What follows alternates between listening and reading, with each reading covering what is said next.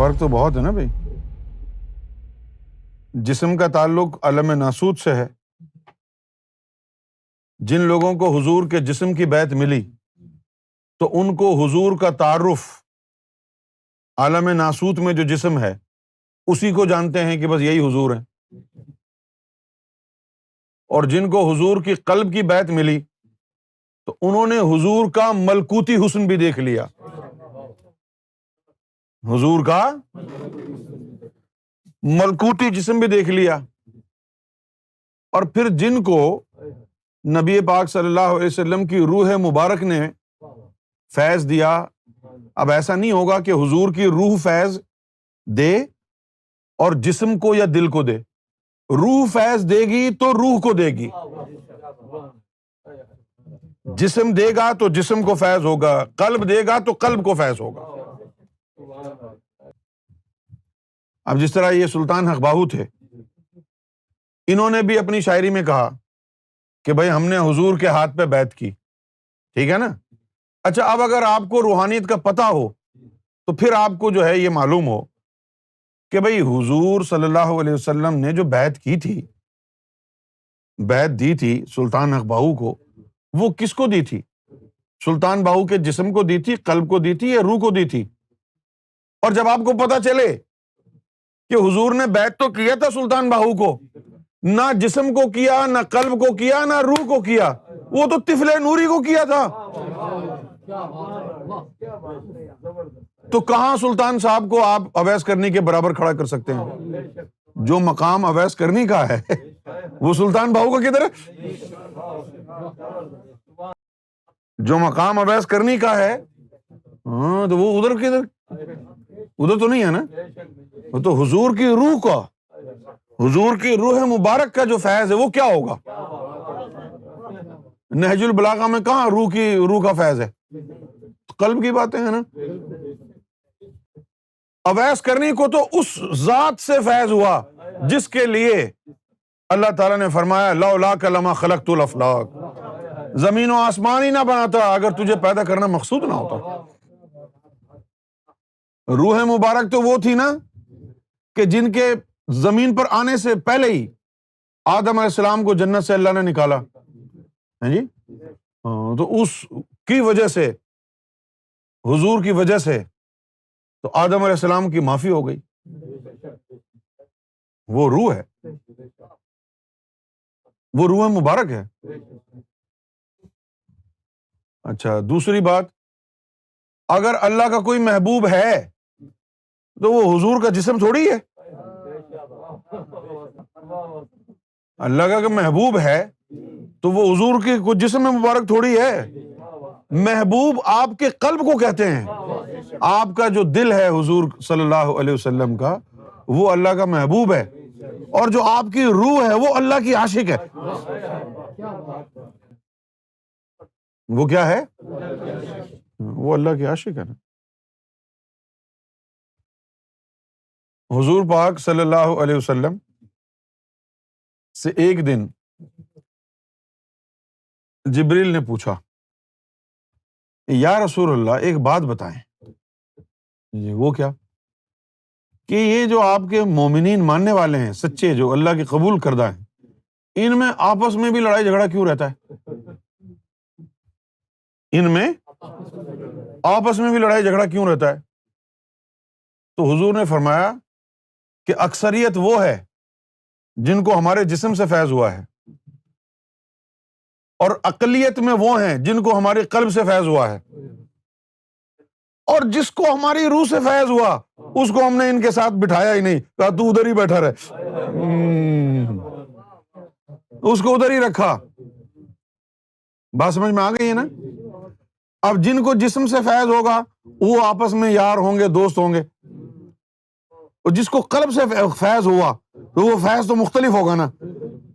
تو جسم کے فیض والوں کی قلب کے فیض والوں سے بنے گی نہیں. جس چیز کو وہ قلب والا اہمیت دیتا ہے وہ جسم والے اس کو اہمیت نہیں دیتے، اور جس کو یہ اہمیت دیتے وہ اس کو وہ اہمیت نہیں دیتا. اور وہ جو کونے میں بیٹھا ہوا تھا یمن میں، نہ وہ اس کو اہمیت نہ وہ اس کو اہمیت، وہ کہتا ہے کہ تم ادھر ہی ان کے ساتھ ہی رہو. میں اکیلا بھی ادھر ٹھیک ہوں اس کے بغیر ہی، تمہیں کیا خبر کہ جن کے ساتھ تم 9-11 بیویاں ہیں، جن کے ساتھ 4 یار ہیں، وہ کوئی اور ہے، اور جو ہر وقت میرے پاس بیٹھا ہوا وہ کوئی اور ہے۔ ٹھیک ہے نا؟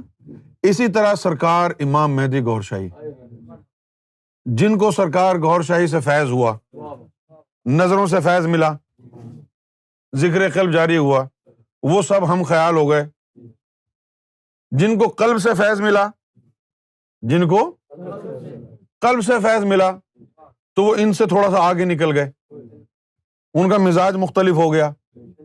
جیسے حافظ فرید تھے، عبد الغفور، انوار، کپتان، ندیم، اس قسم کے جو لوگ، یہ وہ تھے جن کو دلوں سے فیض ہوا تھا۔ کوئی ایسا بھی ہے جس کو روح سے فیض ہوا۔ جو روح سے فیض جس کو ہو گیا وہ سب کو جانتا ہے۔ جس کو روح سے فیض ہو گیا نا وہ سب کو جانتا ہے، اور جس کو جسم سے فیض ہوا وہ صرف اپنے آپ کو جانتا ہے۔ جس کو قلب سے فیض ہوا وہ بھی صرف اپنے آپ کو جانتا ہے، وہ نہ روح والے کو جانتا نہ جسم والے کو جانتا ہے۔ تو ایک جو ہے وہ تفریق اور اختلاف کی وجہ فیض کی نوعیت کا مختلف ہونا بھی ہے۔ کسی کو قلب سے فیض، کسی کو روح سے فیض، کسی کو قلب سے فیض، کسی کو روح سے فیض، کسی کو پردوں کے ساتھ روح سے فیض، کسی کو بے پردہ روح سے فیض،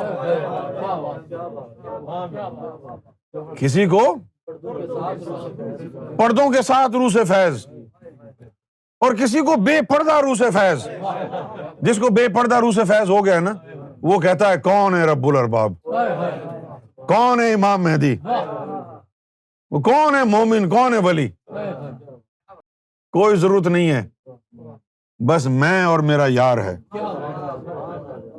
باقی سب کچھ بیکار ہے۔ میں ہوں اور میرا یار ہے، باقی سب کچھ بیکار ہے۔ ہر فیض کا مختلف، ہر فیض کا مزاج مختلف ہے۔ قلب والوں کو فیض ہوگا تو ان کی سوچ مختلف ہوگی، جسم والوں کی سوچ مختلف ہوگی۔ اور اگر کوئی جسم والوں کا عقیدہ بھی اپنا لے، روح والوں کا عقیدہ بھی اپنا لے، دل والوں کا عقیدہ بھی اپنا لے، اور بڑا خوشی خوشی پھر رہا ہو، تو اس کا مطلب یہ ہوگا یہ زندیق ہے۔ کیونکہ اگر یہ سچا ہوتا تو کسی ایک مشرب کے اندر ہوتا نا، کسی ایک مشرب میں ہوتا۔ یہ اگر کوئی روح والا ہے تو اس کا مشرب عشق ہے، اور عشق کے مشرب میں کیا ہے؟ تو مجھے دیکھ لے میں تجھے دیکھ لوں، بس۔ وہ نہیں جانتا عبادتوں کو، وہ نہیں جانتا بیت المعمور کو، نہ وہ سدرۃ المنتہا کو جانتا، نہ وہ عرش الہی کو جانتا، نہ وہ رب کے مرتبے کو جانتا ہے۔ وہ جانتا ہے یار اور میں، یار اور میں۔ اس کے سامنے اگر کوئی بڑھیا بیٹھی ہو جس کے ارد گرد کعبہ طواف کر رہا ہو تو بس وہ ایسی دیکھے گا جیسے عمر شریف کا شو۔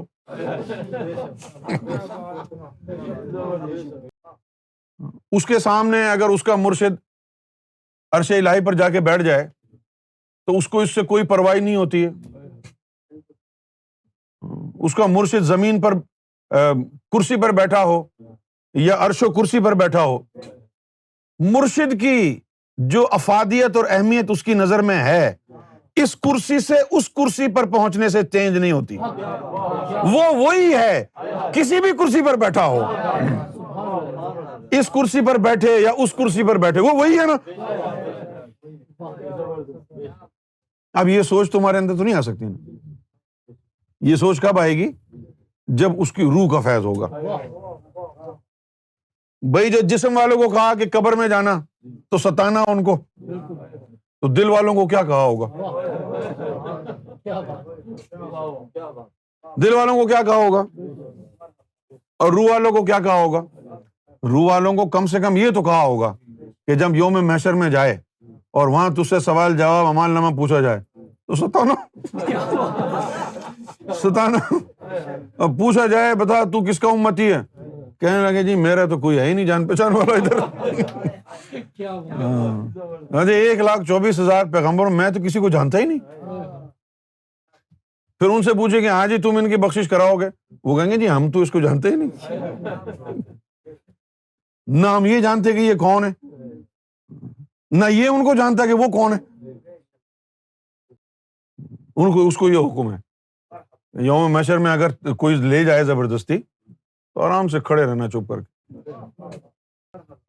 کیونکہ بلے شاہ نے یہی کیا تھا نا، یار بنا نہ کوئی اللہ ہے، پاؤں رب نال جھگڑا پہ جاوے۔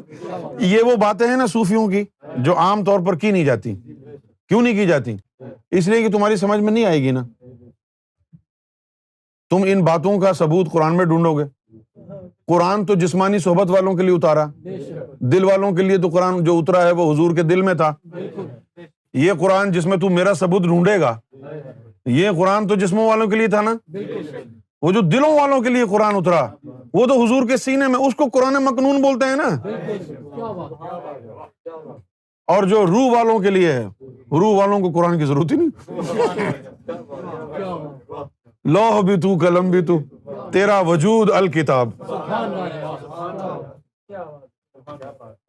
علامہ اقبال نے حضور کو کیا کہا کہ لوح بھی تو قلم بھی تو، تیرا وجود الکتاب، گنبد آبگینہ رنگ تیرے محیط میں حباب۔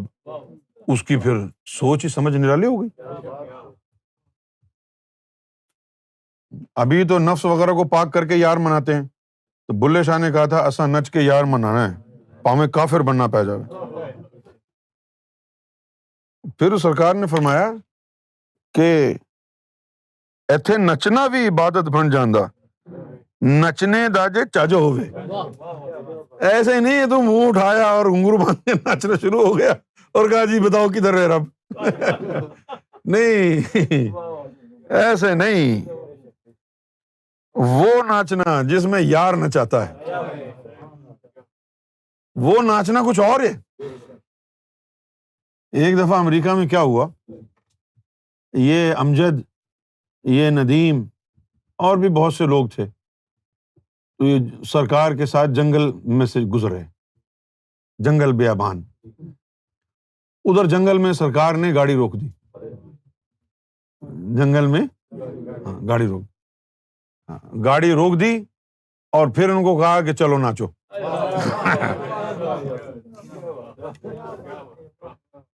یہ ہے ناچنا، یہ ناچنا ہو گیا۔ ایک دفعہ میں سرکار کے قدمین شریفین کو بوسہ دینا چاہ رہا تھا، تو سرکار بیڈ پر تشریف فرما تھے، تو مجھے جو ہے وہ یعنی جرت عطا فرمائی۔ ایسے نہیں آدمی قدموں کی طرف بڑھ سکتا، آگے سے جو ہے وہ اجازت ہوتی ہے، جو مانگنی نہیں پڑتی، خود عطا فرماتے ہیں دل میں القا ڈال کے کہ چل اب کیوں۔ تو میرے دل میں یہ خیال پیدا ہوا کہ سرکار اکیلے بیٹھے ہیں اور بڑی ہی دل برانہ جو خوش قسمتی ہے وہ یہ ہے کہ سرکار نے موزے بھی نہیں پہنے ہوئے۔ اگر آپ نے سرکار کے قدمین شریفین بغیر موزے کے دیکھے ہوں تو پھر بعد میں کسی کا بھی دیدار ہو جائے مزہ نہیں آئے گا۔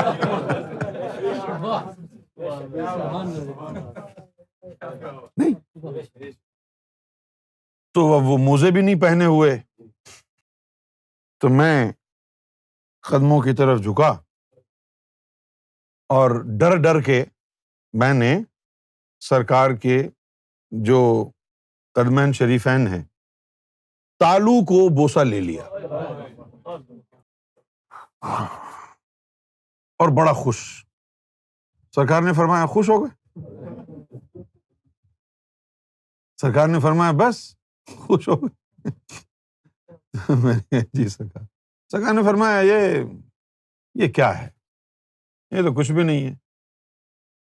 یاری کا مزہ تو تب ہے کہ جب تیری روح نکلے اور ان قدموں کو چھوڑ کے نہ جائے کہیں، تب مزہ ہے. چھوڑ کے نہ جائے کہیں. تو میں اٹھا اور سرکار کی بارگاہ میں نے پتہ نہیں کیوں سرکار کی بارگاہ میں عرض کیا کہ سرکار مجھے معاف فرما دے. چلا گیا. اب اس دن کے بعد میں ہر وقت یہ سوچتا رہا کہ میری روح جو ہے وہ کب جائے گی، کب جائے گی، کب جو ہے. میں تو لے گیا اپنے جسم کو، قدموں کے نیچے سر رکھ کے بوسہ بھی لے لیا، اب میں روح کو لے کے کیسے جاؤں گا؟ رویا، بہت زیادہ رویا، رو رو کے آنکھیں سرخ ہو گئیں. پھر اچانک مجھے سرکار کے قدم نظر آنے لگے اور رویا. اب روز جو ہے میں روؤں، بیٹھ کے تنہائی میں سوچوں اس کے بارے میں اور روؤں، اور جب روؤں میں تو مجھے سرکار کے قدم نظر آئیں. ہفتہ گزر گیا. تو ایک دن سرکار واپس شام کے وقت جو ہے سرکار کا یہ معمول رہا ہے کہ شام کے دوپہر کے 3، 3:30، 4 بجے باہر 2 گھنٹے کے لیے آؤٹنگ کے لیے نکل جاتے، ادھر ادھر گاڑی میں چکر لگا کے 2 گھنٹے پھر واپس آتے. واپس آتے تو مغرب کا وقت ہوتا. اس کے بعد جو ہے سرکار فرماتے چلو اب کھانا وانا لے آؤ. تو اسی طرح وہ آئے اور مجھے کہا کہ کھانا لے آؤ. میں کھانا لے کے اور سرکار کی بارگاہ میں پہنچا. تو میں نے کہا کہ سرکار وہ میری روح کب جائے گی؟ تو سرکار نے فرمایا کہ 1 ہفتے سے جب تم روتے ہو، تمہیں ہمارے پاؤں نظر آتے ہیں نا، وہ تم کو تھوڑی نظر آ رہے تھے، وہ روح کو ہی نظر آ رہے تھے. تو نے تو اپنے لب لگائے نا، تو ہم نے سوچا کہ تیری روح کو بھی یہ چیز دے دیں. تو جب وہ تجھے پاؤں نظر آ رہے تھے نا، تو ہم نے تجھے روح کا رقص عطا کیا، روح کا رقص عطا کیا. اور خدا کی قسم، اب یقین کرے، خدا کی قسم، آنکھیں بند کروں تو روح نکل کے سرکار کے قدمین شریفین پہ رقص کرنے لگ جاتی ہے. جس طرح سلطان باہو نے کہا جب چاہوں، بس آنکھیں بند کی اور وہ رقص کر. روح کی نسبتیں کچھ اور ہیں. روح کی نسبتوں میں بس یہی ہے، یار ملے لجپال ملے تد یاری لامن چس ہے. یار ملے لجپال ملے تد یاری لامن چس ہے. کافر ہے جڑا یاری لا کے پچھو آنکھیں میری بس ہے. سر دیویں تے وفا نہ منگی اے ہوئی پیر فرید دا دس ہے. یاری جب ہو گئی تو تن من دھن سب کچھ اٹھا کے رکھ دو. یہ بس یہی ہے، بیکار ہے یہ، لیکن اور کچھ نہیں ہے. یہی ہے، یہ آپ کے قدموں میں ہے.